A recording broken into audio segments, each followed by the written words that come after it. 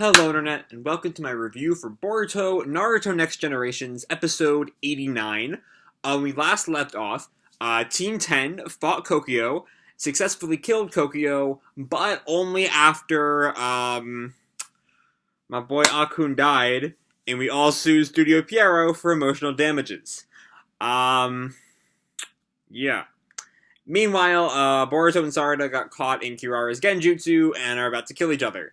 Before we get to reviewing the episode itself, though, just a reminder, I have my Winter 2019 anime review straw poll in the description down below that is closing on Tuesday.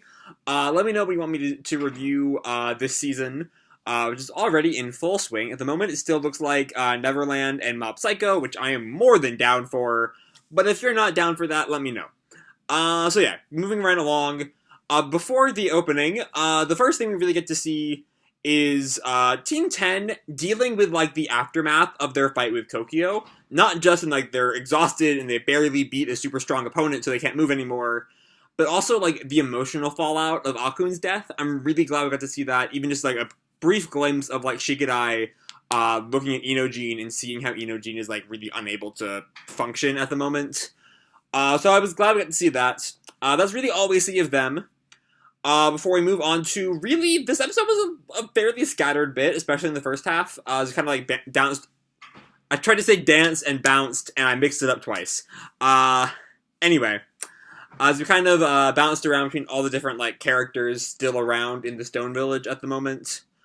The first one I really want to talk about is Onoki, who realizes just how badly he's fucked up. I mean, he needs to stop Ku, because Ku no longer cares about people, despite the fact that fabrications are only there to care about people. And, you know, while I've long been predicting Onoki would come around at some point, like, way back, once we first, like, by Sanzu Plains, I was like, Onoki's gonna come around, you know? I don't know if I like it being just so fast, you know? On the one hand, it does spare us from some, you know, hand-wringing, oh no, what should I do from Onoki, when we all know he's gonna, like, end up being anti-fabrication by the end. But on the other, his turn back to the light, as it were, feels a tad sudden, I think. It's just like all of a sudden he was so, I'm doing the right thing, and then, oh no, I'm not doing the right thing. Even, like, sure, everything that happens makes it, like, fairly apparent that he did the wrong thing in Onoki's, like, morality that's been set for him for, like, years and years and years. We know that Onoki would know he's doing the wrong thing. Also, for all the change that, like, Onoki's mindset is going through, he hasn't really actually changed all that much. You know, he still sees the fabrications as less than human, and so they deserve to die because they won't protect people. Which is kind of odd, given that the whole theme of the arc so far has been, like, the fabrications are people and deserve to live on basis of like, their personhood. So it's kind of odd that Onoki's big, shift isn't related to the fact that fabrications have wills, but, like, on specific, or that they do have wills and that those wills are bad. When Onoki's whole thing is that, like, you need to know your will. It's a bit of a amorphous thing. Just kind of a lot of my problem with this episode is that so much of these characters have been, especially Onoki and Mitsuki and Sekie a little bit, have been in this kind of, you know, moral, like, gray area where we don't really know. Where, like, Onoki especially, like, really multifaceted, and, you know, is he? You know, we get why he's doing things he's doing. And Mitsuki and Sekie is kind of been like, we don't really know where they're going to end up in all this. This episode kind of does away with a lot of the gray, I think, is kind of my issue with it. You know, Onoki is now purely anti-fabrication. He still is, well, Onoki hasn't even really changed at all. He's always been pro-people, and pro-people not dying, which is, like, not a bad stance to take. But his problem has always been that he does not see the fabrications as people. And that's what Boruto called him out on way back in 86. And so here, his stance has changed to, the fabrications aren't people. And I don't know, it just, I get, like, like, the plot basis of, like, Onoki's shift has changed from stop the fabrications, or allow the fabrications, and changed to stop the fabrications. But his his character itself is still pretty much in the same place it's always been. So I'm kind of curious if they're gonna do anything with him in like the 2 or 3 episodes we have left for this arc. I have seen the next like several episode titles. I know 93 starts the new arc, and 92 might be a one-off filler episode. I'm not quite sure. But anyway, we'll talk about that when we get there. And then we move on to the fabrication base. I spent a long time on Onoki. Don't worry, I don't think I bring up Onoki again in the rest of the video. But anyway, we move on to the fabrication base, and Mitsuki shows up where the doctor is doing his experiments. And my first thought was, hold up, last time we saw Mitsuki, he was with Konohamaru. Though we do get more details on that, and that does end up playing a big part to play in the episode's climax. But anyway, Sekie's in this kind of like back to tank style thing, getting healed. And Mitsuki walks into the room, and Sekie like tells him, I'm gonna have when I found out that Kokyo and Kako died, I felt this pain right where my heart would be, but I don't have one. When I get a heart, will it feel worse? And Mitsuki says, like, just because you'll have a heart is not the same as having heart. It won't make you more human, or something like that. And it's kind of interesting to see Mitsuki, like, dispel the very, like, Kingdom Hearts style, the metaphorical heart and the physical heart are the same thing that this arc has really been peddling in since the beginning. And this is kind of the first clue there is a change in Mitsuki. This is the first time I got the sense that he might really betray the fabrications. It also raises the question, does Mitsuki see himself as less real for being an artificial life form? That remains to be seen, because so much of Mitsuki is still kind of left in the dark. So much of his motivations are left in the dark in this episode, which I'll get into in a little bit. Before that, Seki's back in play. He finds Akatsuchi as he's hiding from the Yakuza, and Akatsuchi is too beat up to move, but he sends Seki to go rescue Onoki. Interestingly enough, we do not know if Seki knows Onoki's role in the current crisis in the stone. We'll see we see in the next time preview that he does find Onoki by next episode, so we'll see what comes of that. Now I need to talk about the episode's low point that I kind of skimmed over a little bit before, and that is the Boruto and Sarada fight. It's just not particularly great. I'd even go so far as to call it bad, actually. Not only does it lose the upscale animation that the Kokyo fight and especially the Kako fight had, which of course, the Pierrot does not have infinite money, and they can't have every fight be excellent, and I imagine they're saving some for the finale. Hopefully they're saving some money for the finale. Or the Mitsuki Sekie fight next week, which I'm super hyped for. More on that in a bit. But also, going back to the Boruto Sarada fight, it just doesn't make a whole lot of sense. Kirara says that she's, leaving now because she wants to go see Ku get the heart, yada yada. But we see that, before she goes, she gives them, the killing blows, the commands that would, have them kill each other, right?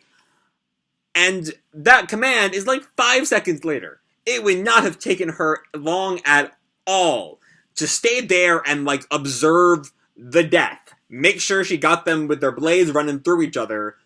But for some reason she don't, and that gives Sarada the chance to free herself from the Genjutsu by Sharinganing herself, which I don't know if that's a thing that was able to be done before, but that's the least of my concerns for this fight. But, also, if Kirara had stayed, she might have been able to stop that, or, just put Sarada back in the Genjutsu real fast. It just is a giant logical what the fuck. I don't get it. The fight didn't really work for me at all. And then we head back to the Tsuchikage's office, where Mitsuki arrives carrying the heart, to Ku. Boruto and Sarada show up but are quickly earth prisoned. And Mitsuki gives the heart to Ku and walks behind him and quickly stabs him in the side. And so, as soon as I saw the heart, I did have some suspicions, primarily because, hearts aren't white. But I will admit, I did think it was exploding clay, and that Sekie might be in on it. And not just snakes. Because I'm stupid. I don't know why Sekiei would be in on it, because he has no reason to be in on it, but that's besides the point. But yeah, the heart is just a writhing like mass of snakes. And with that, Mitsuki and Konohamaru have undone most of Ku's plotting. Konohamaru frees Kurotsuchi, who then frees the rest of the Stone Shinobi, so they're all here to take out the Akuta. And we're kind of nearing the wrap-up for everything. All that's really left are, like, the 3 fabrications that are still alive. And honestly, with the sheer force of everything behind them, with, like, the entire Stone Army, with, like, Naruto trying to get permission from the daimyos to intervene, they don't pose much of a threat at the moment. You know, they might be able to take down our heroes before, like, before Naruto arrives. But the Stone Shinobi aren't that far away, and Kurotsuchi could show up as, like, her Kage-level strength and, like, handle shit. So, it feels like we're kind of, like, done. Feels like this is it, you know, it's all over. But I do need to talk about my biggest question from the whole episode, and that is why? Why did Mitsuki do all of this? Why did he go along with the fabrications to the Stone Village, get really nothing out of them, and then just stab Ku in the back in the end? It doesn't really make a whole lot of sense to me yet. You know, did he somehow have, like, an inkling into what Ku was up to, maybe thanks to Orochimaru, and then, like, make moves to stop him? That seems unlikely. Did he think Ku would know more about his will, about what he should do, about, like, you know, because way back in the beginning of the arc, back in, like, September, Mitsuki was, like, worried about whether or not his feelings were his own. And maybe he thought Ku could give him answers to that, but then when Ku didn't, and when he saw that Ku was, like, an evil dude, he decided he would have to stop Ku. That seems more likely to me. That's probably, like, my theory as to what Mitsuki wants. But either way, Mitsuki has a lot of explaining to do in the next couple episodes. Boruto tells him, you don't need to explain right now. I think he needs to explain right now. But yeah, with that, Sekiei is completely enraged at Mitsuki's betrayal, and the episode ends. So this episode, as I said throughout the video, had issues. You know, most of my issues with this episode could be, like, most of my issues are that Mitsuki's motivations are now completely weird, and I don't get them at all. But that'll hopefully be alleviated next week or the week after, when Mitsuki explains whatever the fuck he's been up to, whatever his goals were, why he did all this. But the Boruto and Sarada fight, that was just bad. You know, it was bad animation, especially compared to the Kako fight, and even the Kokyo fight, if I'm being honest. And the whole thing didn't really make a whole lot of sense. You know, Kirara left, like, 5 seconds early for some reason. And so the whole thing just kind of felt like a time sink, you know? Thankfully, though, that problem will not continue into the next episode, so we can focus on worrying about Mitsuki. Especially with the next episode being Mitsuki and Sekiei. And next time, the Mitsuki and Sekiei dynamic is going in a completely different direction than I've been expecting since the beginning.